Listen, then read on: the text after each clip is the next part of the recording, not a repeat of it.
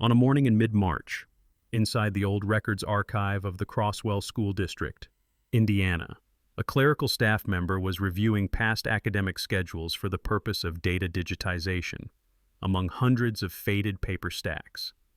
She came across a neatly stapled schedule from the year 2010, which appeared untouched since the day it was filed away.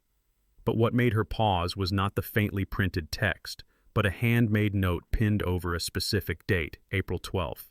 On the small piece of paper was a scribbled message written in blue ink. Move the sports practice to Friday. Field trip rescheduled to Monday. Remember to inform the driver. Beneath it was a smudged signature, unrecognizable and belonging to no one in particular. At first glance, the detail seemed unimportant.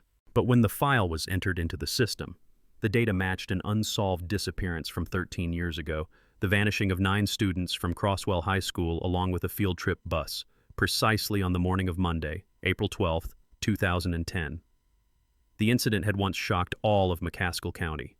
The bus left the school as usual, scheduled to take students to Shadewood Campground, more than 40 miles away, but it never arrived.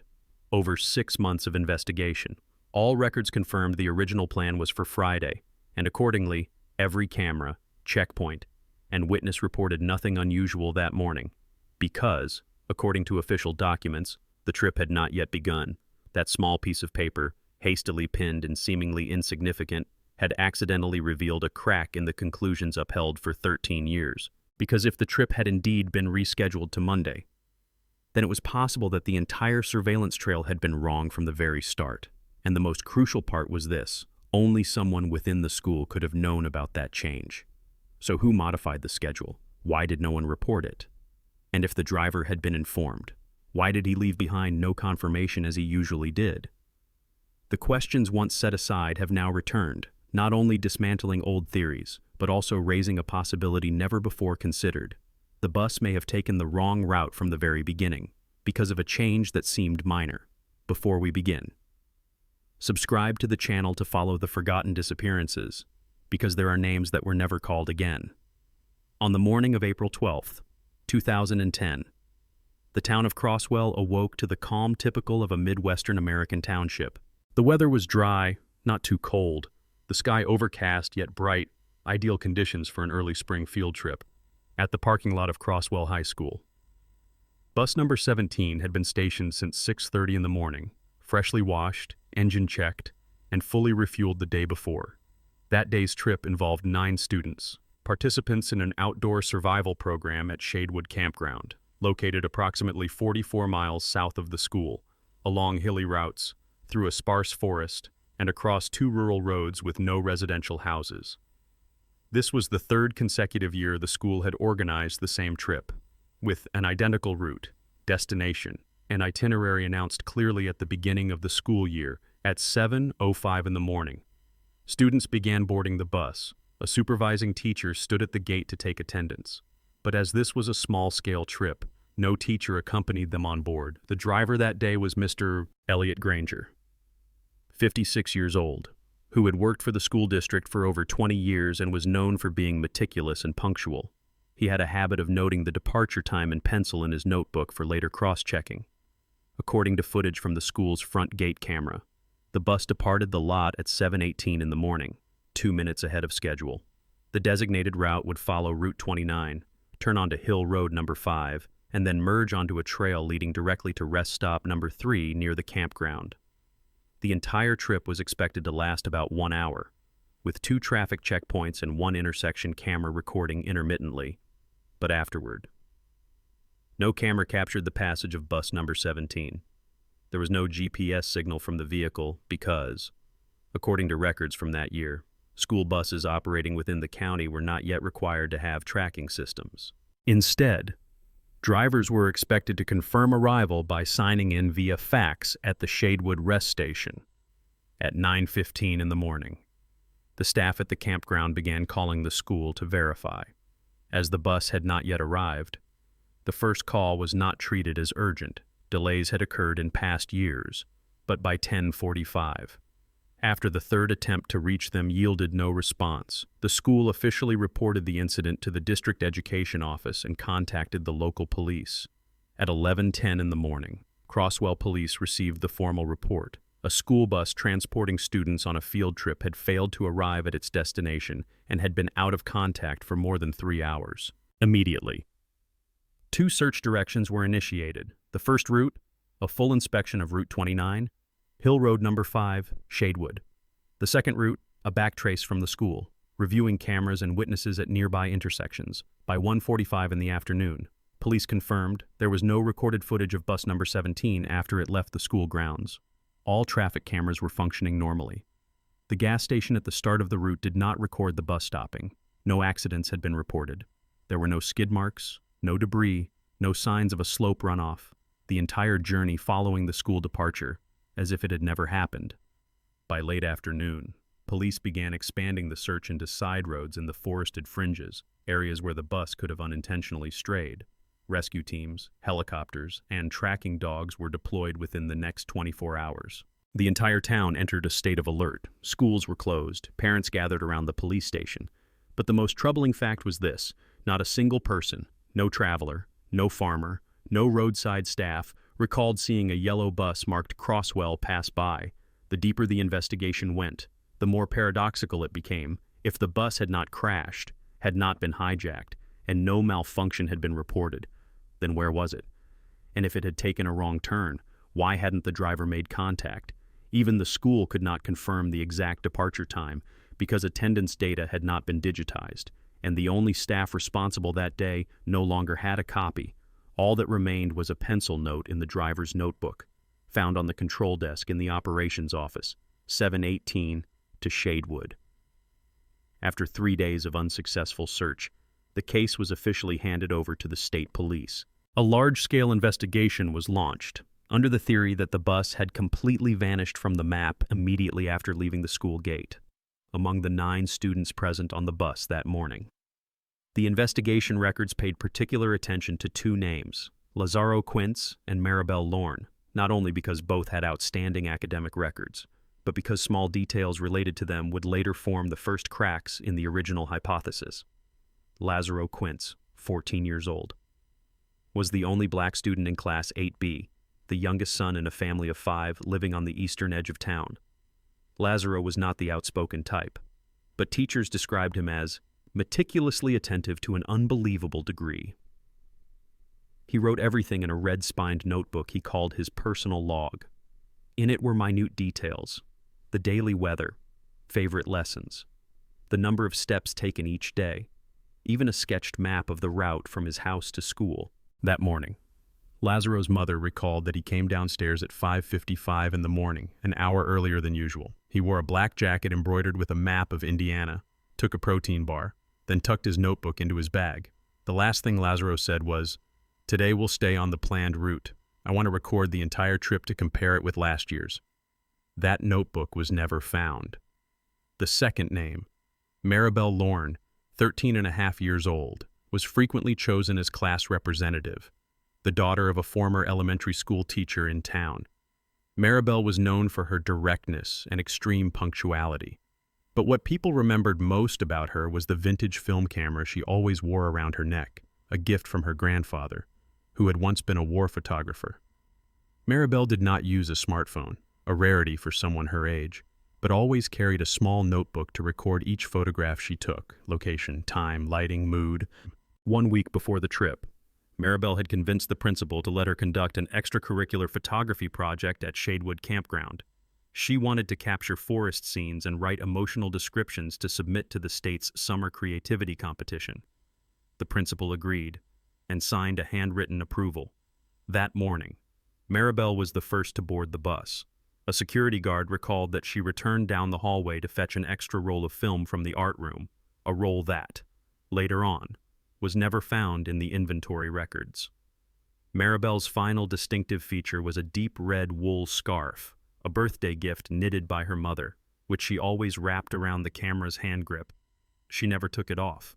At the hearing 3 months after the disappearance, her mother presented a photograph of Maribel standing next to the bus, smiling, the camera slung across her shoulder. It was the last photo that remained. What drew attention was the background on the right side. A piece of paper was taped to the bus window, its content unreadable, but it was green in color. Unlike any school notice at the time, Lazaro and Maribel had never been close friends. They sat in different groups in class, participated in separate activities, yet they shared a strange similarity. Both documented the journey by hand, one through a detailed notebook, the other through photographs and lighting notes, and both carried items no one else had, items that have never been found. Police once speculated, could it be that Lazaro or Maribel accidentally recorded something they were not meant to see? Could Lazaro's map, with his habit of comparison, have detected a route deviation? Or did Maribel's undeveloped film contain a frame someone didn't want revealed? No evidence ever proved that. But throughout the 13 years since, whenever the Crosswell disappearance is brought up, their names are always mentioned first. Not because they stood out most, but because they were the only two who might have captured, in two completely different ways, what happened on that final bus ride. The official investigation began on the afternoon of April 12, 2010, just a few hours after bus number 17 failed to arrive at the campground as scheduled in those first hours. Every step of the tracing process was based on the assumption that the trip itinerary remained unchanged from the one announced at the beginning of the school year, that is, set for Friday, not Monday. This was the first discrepancy, and it became the root of a series of contradictions throughout the following 2 weeks of investigation. Crosswell Town Police, in coordination with the District Education Office, quickly reconstructed the entire route the bus was expected to take, from the school, along Route 29, onto Hill Road No. 5, leading to the Shadewood rest stop. They collected all intersection camera footage along the route, interviewed residents, farms, and roadside gas stations. But no one recalled seeing the bus that morning. The initial conclusion was that the bus had never entered the main route, yet no one questioned, was that truly the itinerary for that morning? No one, except for an operations staff member named Clive Rester, who had previously managed the schedule board. In an internal conversation 3 days later, he said he had overheard something about a last-minute change, but when asked to provide written confirmation, he simply shook his head. I don't remember who made the change, just that someone told me to go by the note. When investigators rechecked the schedule board at the operations office, the official notice still read clearly, Field Trip, Class 8B, Friday, April 16th. There were no signs of alteration. No additional paper was pinned on, no handwritten or email confirmation of any change. And so, the entire search operation, including aerial scans, tracking nets, and traffic data retrieval, was all based on a route that was not actually used that morning. The second discrepancy lay in the attendance procedure. Normally, before each trip, the supervising teacher would sign off on the student list, then submit it to the operations office for record keeping. But because this was a small, internal trip with only 9 students, the teacher in charge, Ms. Lynette Hersley, chose to take oral attendance and jot down notes. When asked, she said she had set the list aside on her desk and would fill it out fully upon return. That list was never found, and Ms. Hersley, after a 3-week investigation, resigned due to health reasons and left Crosswell that same summer. The third discrepancy, more subtle, was that no staff member reported seeing driver Elliot Granger leave the school after the bus rolled out. The gate camera recorded the bus leaving at 7:18 in the morning, but no one directly verified the driver. In later interviews, some students said they had seen Mr. Granger checking the dashboard before departure. One member of the security team said he greeted him, but wasn't sure it was him, since it was from a distance. There was no 100% confirmation. And this opened up a new line of inquiry. Was the person behind the wheel that morning really Elliot Granger? But there was no reason to suspect him. No criminal record, no signs of instability, no psychological issues. In over 20 years of service, he had never missed a shift without notice. Furthermore, his wife confirmed that Elliot left the house on time, in uniform, with his lunch bag as usual. That lunch bag was never found. The final and most controversial oversight in the years that followed was the lack of a GPS tracking system on the vehicle. Despite the school district having been advised to install one the year prior, the reason cited was budget constraints. And the reasoning, intra-district routes did not require close monitoring. Had there been GPS, the entire journey or its endpoint could have been identified within 24 hours. Instead, police had to rely on traffic cameras, roadside witnesses, and written records, all of which were built on a flawed assumption. The investigation lasted nearly 6 months, consuming over $700,000 of state funding, yet yielded no physical evidence, no tire tracks, no debris, no radio signals, no eyewitnesses. The final report closed with a provisional conclusion. Bus number 17 and 9 students vanished en route to Shadewood Campground on the morning of April 12, 2010, with no signs of robbery, accident, or having left state territory. But the question remains, where? Exactly. Did it disappear? But beyond all the facts, maps, and fragmented conversations, what remains is the waiting of those who never gave up. The family of Lazaro Quince did not move away from Crosswell like many others. They stayed in the same gray brick house at the end of Timber Ridge Road, where the 14-year-old boy's room remains just as it was that morning. On his desk lies a hand-drawn map of the state of Indiana, no scale, no color, but covered in pencil notes. His mother, Mrs. Doreen, cleans the room every Monday morning. She never explains why, only says, Monday was the day he left. She has never touched the black jacket embroidered with the map. It still hangs neatly at the head of the bed, its left pocket slightly puffed as if the notebook were still inside. In the 4th year after the disappearance, when the school board proposed removing the students' names from the system to reduce file load, Mrs. Doreen handwrote a 3-page letter and submitted it directly to the board. In it was a single line, "You may erase the records, but I cannot erase what I see in my dreams, the bus turning the wrong way, and the boy by the window, taking notes." The family of Maribel Lorne was quieter.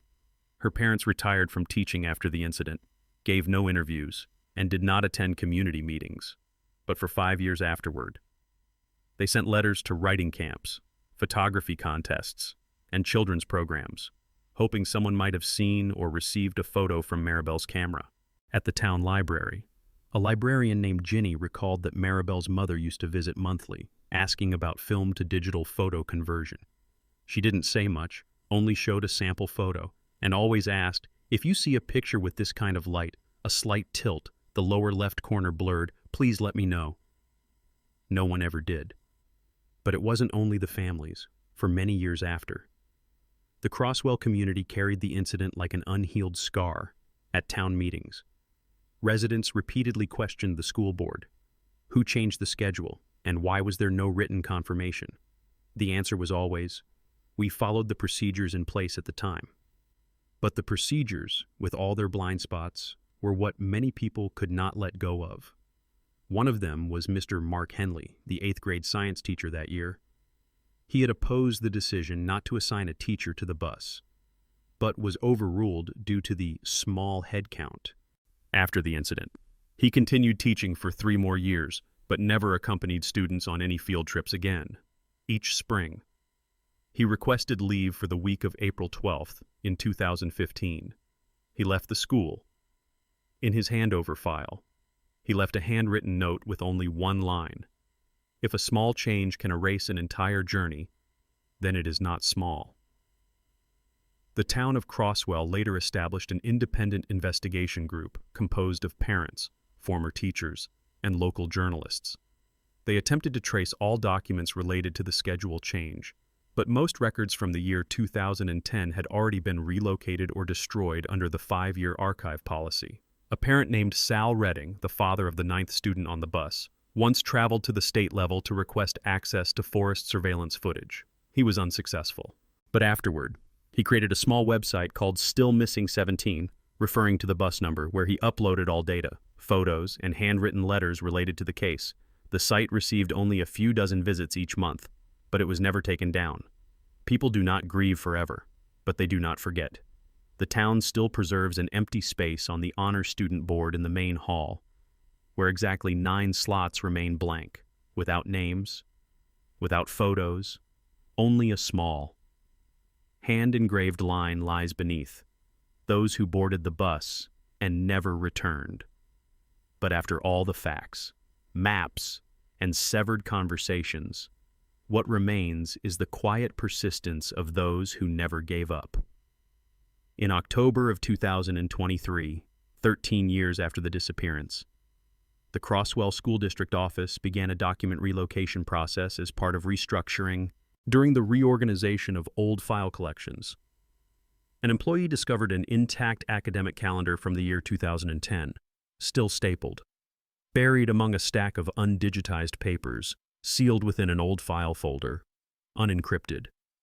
On the calendar, identical to the copy previously reviewed during the original investigation, the entry Field Trip, Class 8B, was printed under Friday, April 16th, but on the square for Monday, April 12th. There was a small beige note, folded in half, taped on with nearly detached translucent adhesive. When opened, inside was a handwritten message in blue ink. Move sports practice to Friday. Field trip rescheduled to Monday. Remember to inform the driver. Below was a smudged signature, believed to be that of Jeanette Coe, then Assistant Academic Coordinator, who left the job in 2013. The school district immediately notified local police. The note was sent for handwriting and material analysis. Results from the state forensic lab confirmed. The ink and paper matched the internal supplies used in the year 2010. The handwriting was an 85% match with Jeanette Coe's. Based on archival samples, most notably, the adhesive tape was a specialized double-sided type used only on internal notice boards, not commonly found elsewhere.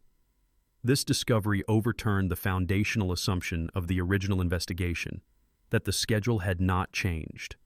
The case was reopened, and a new investigative team was formed. While reviewing all old evidence, an archival staff member realized that the final photo of Maribel Lorne, submitted by her mother in 2010, had only been scanned at low resolution. They requested the original copy, this time using high-end equipment to reconstruct the image's background in finer detail. The result left the entire investigative team in silence. On the right side of the photo, beside the bus's glass door, there was a pale green rectangular note, affixed at driver's eye level. With contrast increased and a color filter applied, faint marker lines emerged, reading, Route 14, West Forest Checkpoint. No one had ever mentioned Route 14 in the original case files. The intra-county map confirmed it was a seldom-used route, designated only for forestry maintenance and ranger vehicles. Running through what used to be Barker Hollow Quarry, an area sealed off since 2008 following a landslide. What stood out was this. Route 14 cut across the forest near the southern border, and had no traffic cameras for nearly 6 miles. It had been excluded from survey routes for the reason, no justification for student passage. A survey team was immediately dispatched to Barker Hollow, now gated and overgrown. During their inspection of fallen trees and layered rock beds, they noticed an unusual depression beside a large stone slab, appearing like tire tracks sharply veering off the main road into a shallow slope. On November 12th, 2023, an excavation was conducted at the suspected site.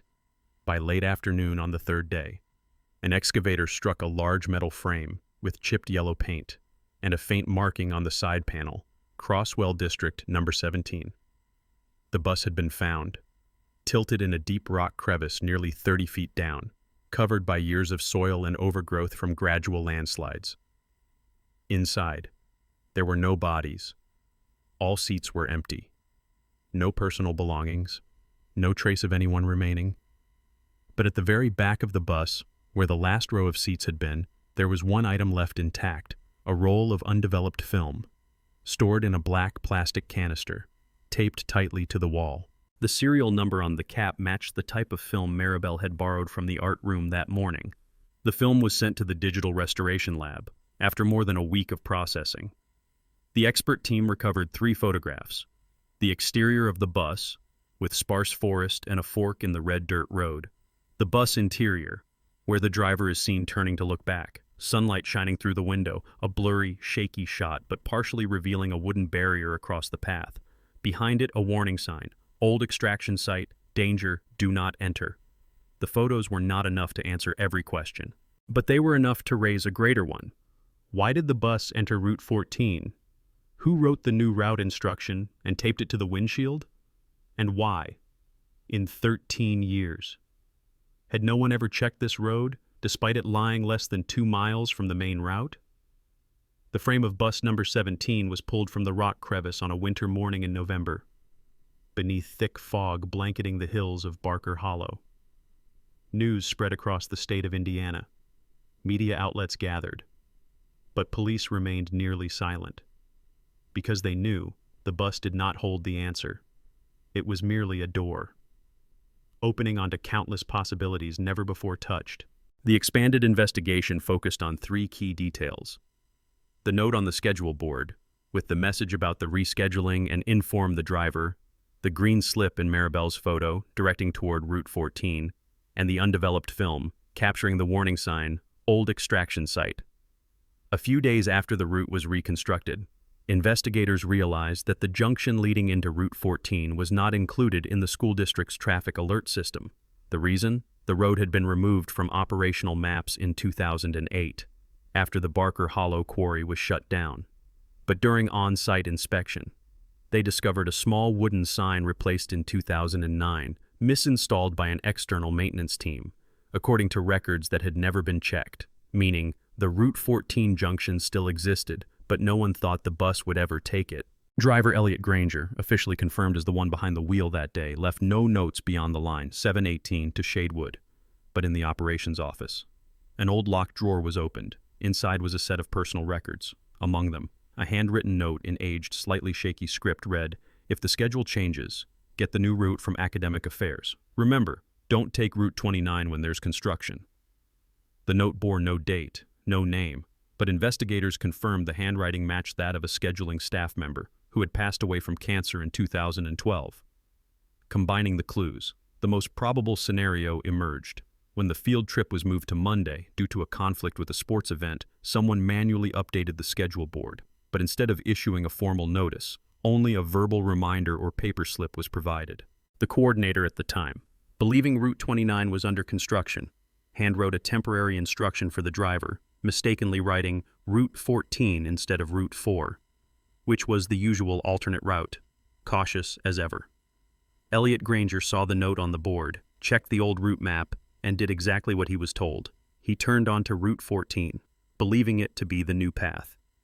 But Route 14 led into forest land near the old quarry, an area where past landslides had caused 3 minor accidents. There were no updated warnings, no electronic alerts.